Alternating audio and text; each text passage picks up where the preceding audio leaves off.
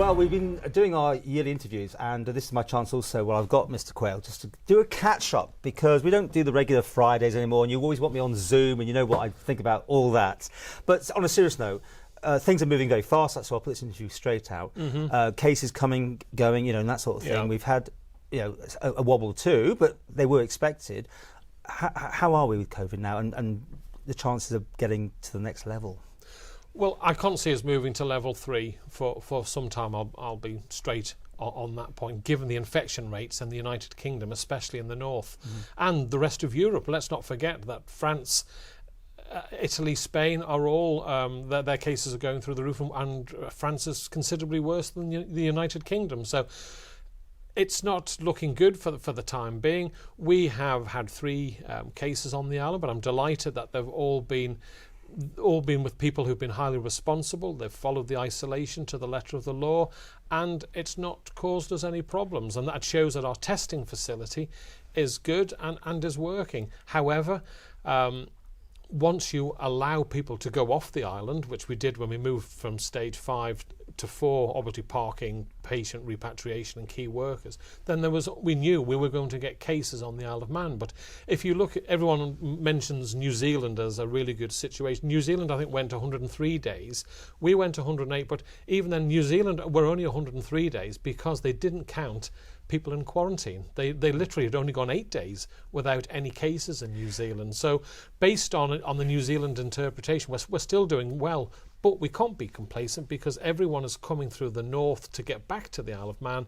It has a heavily high infection rate, and the law of averages states that occasionally people will bring it back. But if they respect the quarantine rules, the people of the Isle of Man have nothing to fear. We touched on your interview, which may or not be around the same time, but the Guernsey have slightly changed their model. They're allowing people from the UK in. Yeah. Also, when I was there at the airport, they built all these big units, which is going to be where they're going to test on COVID. So they're being proactive on that. We're not even looking at that, are we yet? To the new normal, even almost might be. Well, we've spent August building up our testing facility. So if we need to up our testing facility, we can now do 800 tests a day instead of the 200 tests a day.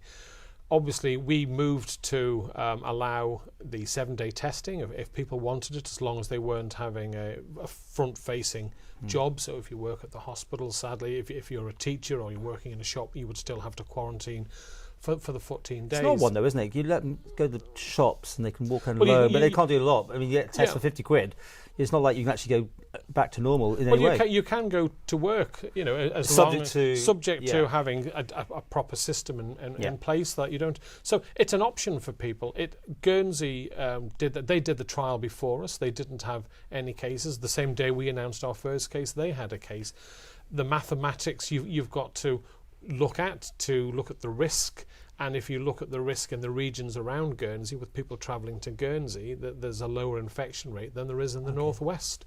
So we are maybe a little bit more cautious. I mean, we've got an awful lot of plates to spin. We've got to protect the health and the vulnerable people of this island. We've also got to stop the economy from tanking to ensure that we have an income coming in to fund the health service. Yeah, but all the tourism is tanked because there's no tourism besides Guernsey.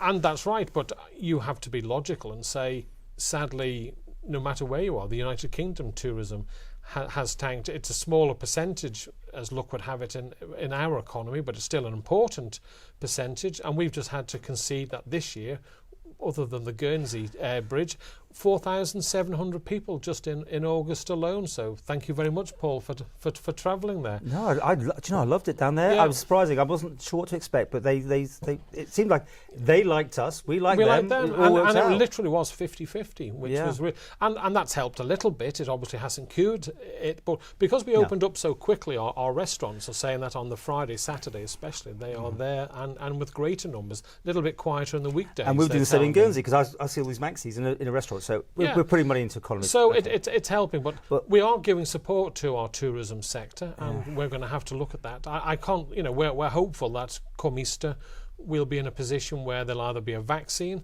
or there'll be a test which tells you whether you have it or don't have it on the day you are Easter? Tested. Really? Easter next year, I think we'll have the vaccine. Which will then bring my next question was about TT. Yeah. I mean, clearly that's a huge thing to be thinking about for people who are organising their logistics. Yeah.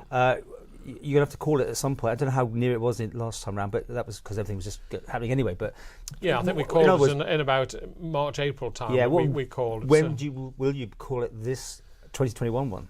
Well, I think it'll be early 21. We'll be calling it, because there's an awful lot of planning goes into it. But I'm hopeful that with a vaccine or the test and our testing facilities, that it will be able to go ahead. But you can never say never whether you have a third spike in the United Kingdom. We just got to do our best and be prepared. But I, in a perfect world, would love to see the TT races going ahead. And the hoteliers, what do you say to those people who are stuck in this awful situation where they can't open? Well, they can open, but they've got nobody to stay. Yeah. What do you say to them? Well, obviously, greatest sympathy. I know we've done our best, and the people of the Isle of Man have done their best to support with staycation. If you look on Facebook, there's lots and lots of locals not going off Ireland. They're going down the south if they're from Douglas, and vice versa, staying in hotels and doing their best to support the local economy. It's clearly not enough.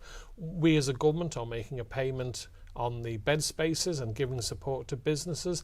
And the two, while some businesses, I'm delighted to say the majority of businesses are getting back to normal now, obviously if you've got a hotel, you're not going to get back to normal till next year, and I think we're going to have to carry on giving us the support to those sectors.